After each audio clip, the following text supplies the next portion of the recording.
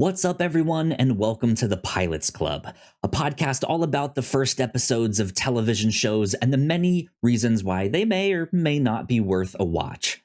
Every month, we pick a different pilot episode to watch and then discuss it here on our show. We release these episodes first and foremost to our Patreon supporters at patreon.com/the Whatnauts on our $3 tier and above. And then 2 years later, we release these episodes to a wider audience on a public feed. So if you want to catch up on 2 years worth of episodes, patreon.com/the Whatnauts is the place to do that. When we first made the Pilots Club, it was a little rough around the edges, so we wanted to polish it up a bit and repackage it, so to speak, with this new intro. And eventually you will stop hearing me doing this pre-recorded intro, and I will just start saying it as we record each episode. But until then and beyond, please enjoy the show and what it grows into. Welcome back to the Pilots Club. If you are watching this, you're paying us some money on Patreon, and we thank you. It means a lot. Thank you. Which is why we are making this. So we hope you enjoy it, because we have a lot of fun making this. You could spend this money on a 7-Eleven hot dog. And for giving us that money instead, we try to provide you at least a 7-Eleven hot dog's worth of podcast goodness. Mm-hmm. Yeah. Whatever that means. Exactly. Pilots Club. This month, we are talking about Moon Girl and Devil Dinosaur. This is a brand new cartoon from Marvel and Disney. It got its premiere earlier this year in February 2023. Yeah. So it's all out on streaming services. If you have Disney Plus, it's all available on there. However, they are airing the episodes week by week on TV, and the final two have not aired yet. I think the one airs like tonight, and then when we're recording this, and then the next one is next week on Free Comic Book Day, May 6th. Hey! So yeah. I had heard some great things about this show on a podcast that I listened to.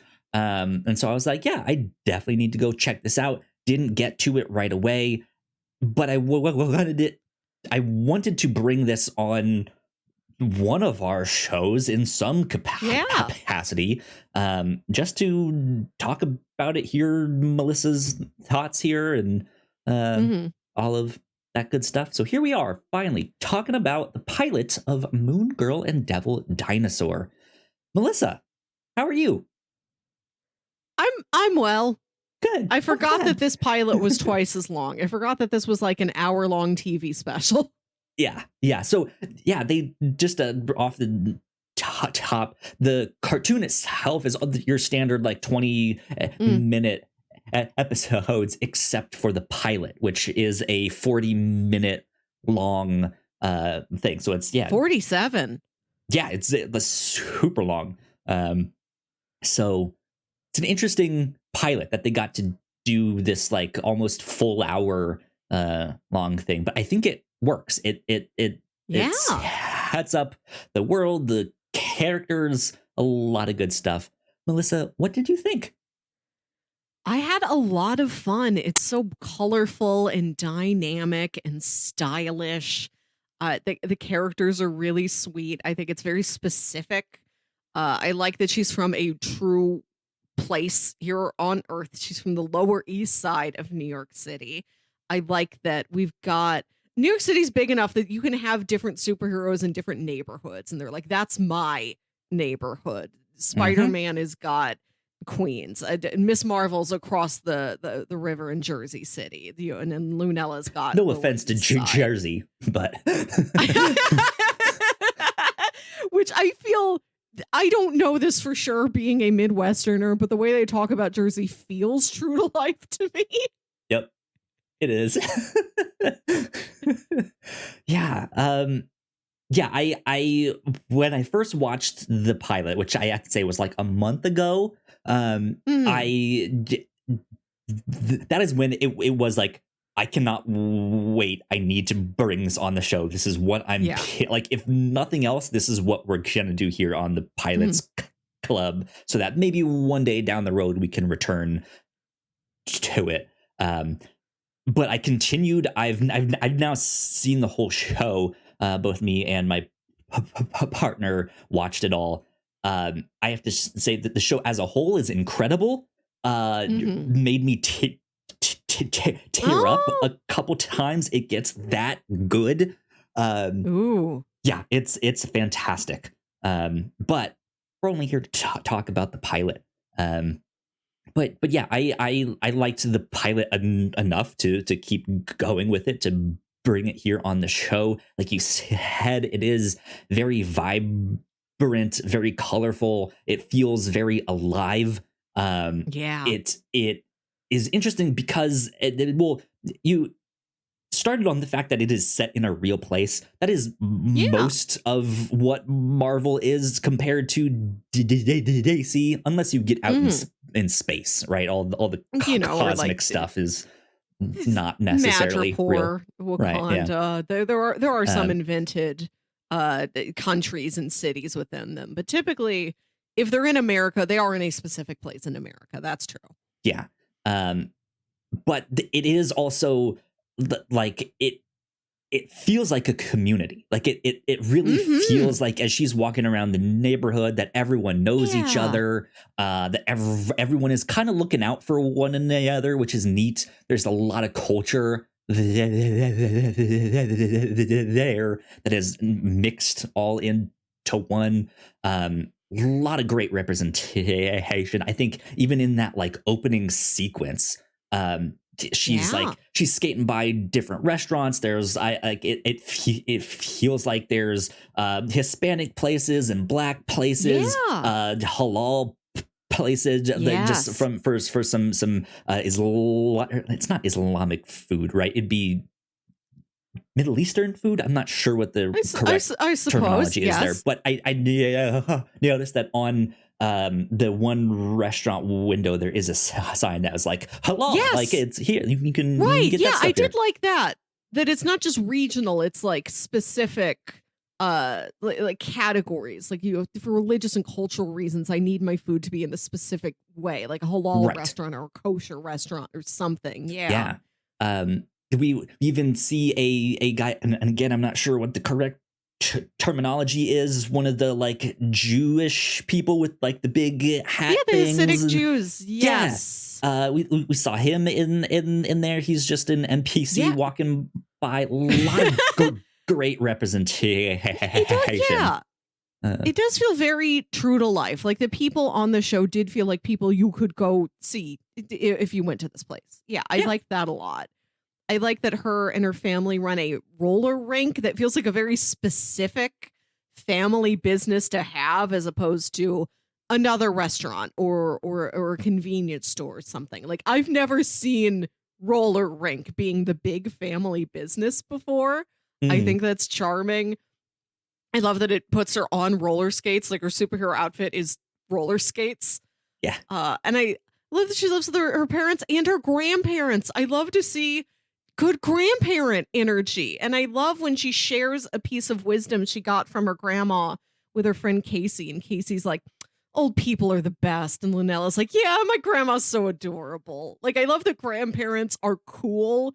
They're not old and unrelatable right. It's in it's not this world. it's not the like bumbling old person that Right. they're just like, ew, old people. What are they gonna do? Right. They're truly aspirational grandparents. I love that. Yeah, good stuff there. Good stuff. Yeah, it has some real close knit like family Mhm. bonds, good ties to the community. I like I.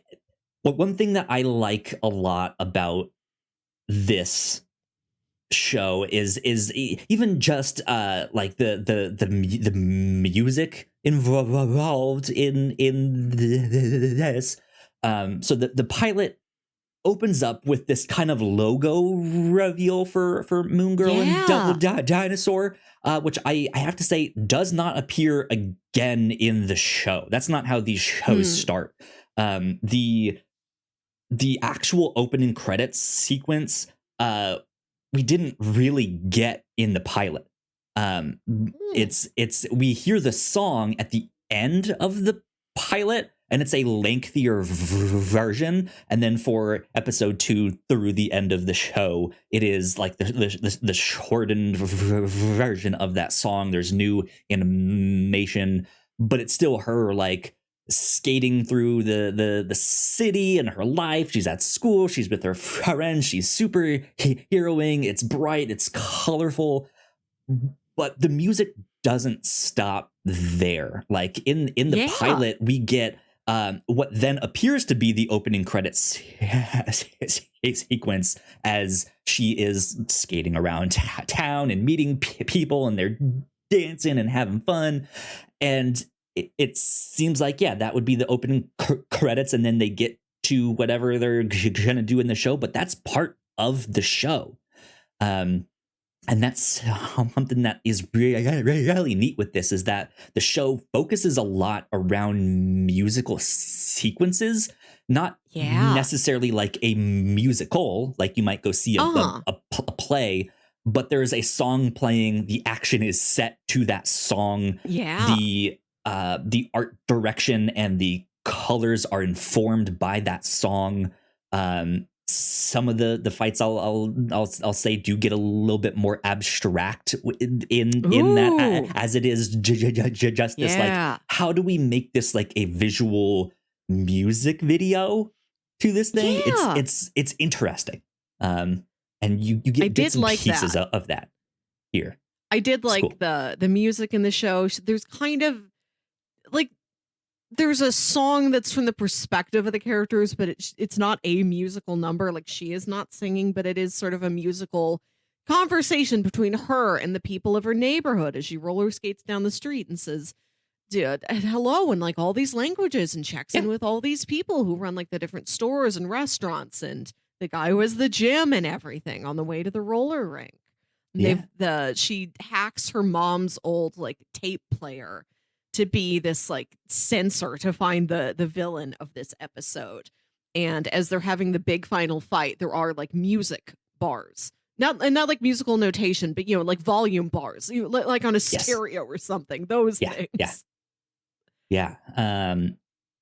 Yeah, like all that stuff is great. I really love the interstitial music for when it would do the like commercial break. Mm, There's no commercials on the on the streaming one, but it yeah, would do these like interstitial, like they're not I even really like that. animations, but it was just like the Yeah. logo on some kind of cool colored abstract background Yes. and a beat for like 3 seconds, and then it would Yes. move on. That reminded me a lot. I mean, you see stuff like that a lot in anime, where they do these Mm, like yeah. interstitial animations. But then the beats really reminded me of like early Adult Swim stuff, when they would do Mm, those yeah. ads that had like the black screen and the white text in Yes. the middle. Yes. Man, just like it really reminded me of that, which was fantastic. I have a nostalgia for that Mhm. Adult Swim era. Um, Yeah. but that stuff I is great. Yes, go ahead. No, I want to say I really like those bumper title cards because the show is so busy, like not in a bad way, but it's so colorful. There's so much movement and action and music that having those bumpers that are just abstract colors and shapes and the logo is like this little break, like this little moment of peace. I really appreciate that that's the route they chose for what those bumpers were going to be. It's a Yeah, nice juxtaposition against what the show itself is. yeah. At the same time that we watched this, over on the review show, we are currently watching the Spectacular Spider-Man, Mhm. which again another Marvel cartoon. I think even just in the pacing, you can really tell the maturity of this show versus Yeah. that one. There's some action sequences that happen in those first handful of episodes of Spectacular Spider-Man that are so fast, so Yeah. packed, and everything just seems sped up, like they are Mhm. rushing to try and like pack more in the show. Whereas this, while it is also like fast paced and nonstop, Mhm. it never feels rushed. It Yeah. it it feels confident and like we can go at this speed and we're good. Um, Mhm. but yeah, I do like that a lot as well. I have nothing but good things to say about this I pilot. I absolutely love it.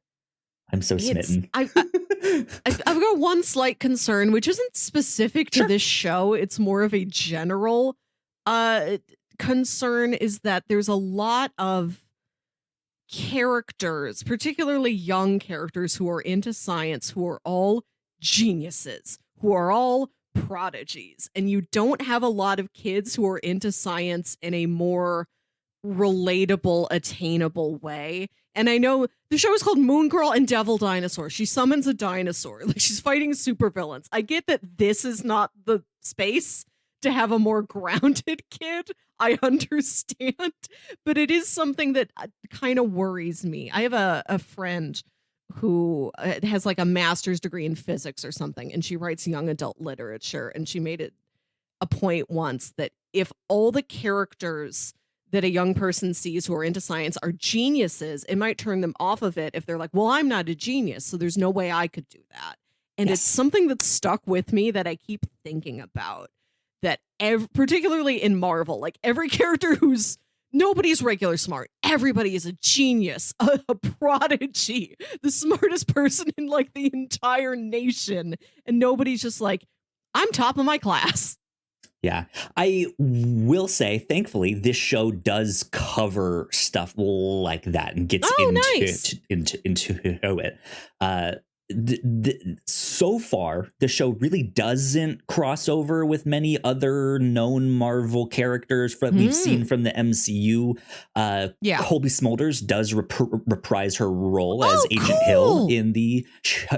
Wow. And I want to then see that. I want to see a cartoon Maria Hill. we haven't he hasn't been introduced yet, but Lawrence Fishburne is a major part of this show. I did see that he was one of the producers. Yes. He's one of the producers, and someone like tried to bring this to him to be like, hey, would you want to be involved in this show somehow?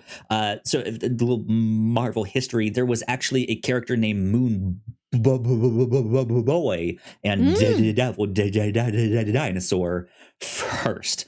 And he's kind of one of those very obscure Marvel characters that no one really knew about, all that stuff. And more recently, they came out with a Moon Girl and Devil Dinosaur book. And yeah, she is, I don't know how old she is in the show. She is super young. She's 13. 13, yeah. And like you said, she is a genius. She's kind of really the only genius in the show so far, unless they're like a super villain, like an adult. But to get back to Lawrence Fishburne, he ends up playing the narrator. But the narrator of the show also, well, at least in my head, I don't know if they've specifically like explicitly stated that this is what it is. Lawrence Fishburne also plays the Beyonder, and it is like they have an episode where the Beyonder comes to Earth and wants to learn and do all that stuff, and teams up with Lunella, who tries to teach him stuff, which is kind of what happens in the comics, except happens before Lunella is a thing. Famously in the comics, Spider-Man teaches the Beyonder to poop. So there you go. That's a thing. Right.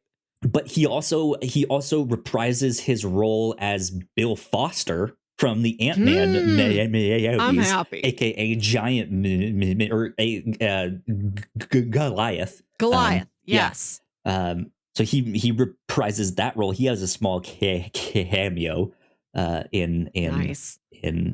that. But I will say there is an episode down the road where they have the science fair, and she gets teamed up with I don't remember his name off the top of my head, but one of the boys who's just not as smart. There's and Eduardo, stuff. who's like It might be him. main, not exactly a bully, but just sort of a, an annoyance, a tease. Yeah. Yeah.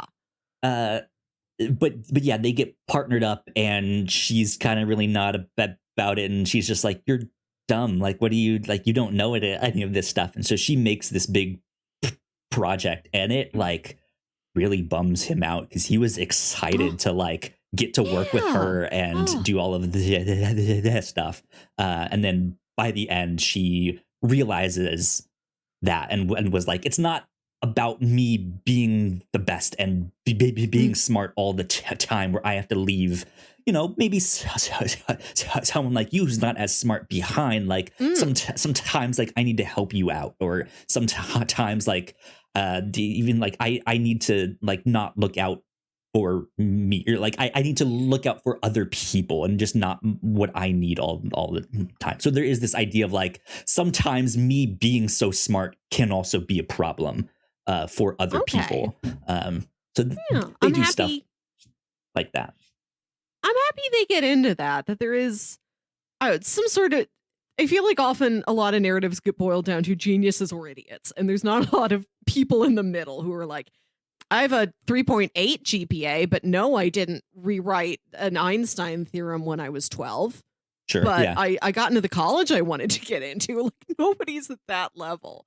And like one of the things that the other kid, like Eduardo and the other kids at school tease her with, or sort of a tease, sort of just a bit that they do, is that they throw her a Rubik's Cube and she solves the Rubik's Cube without looking.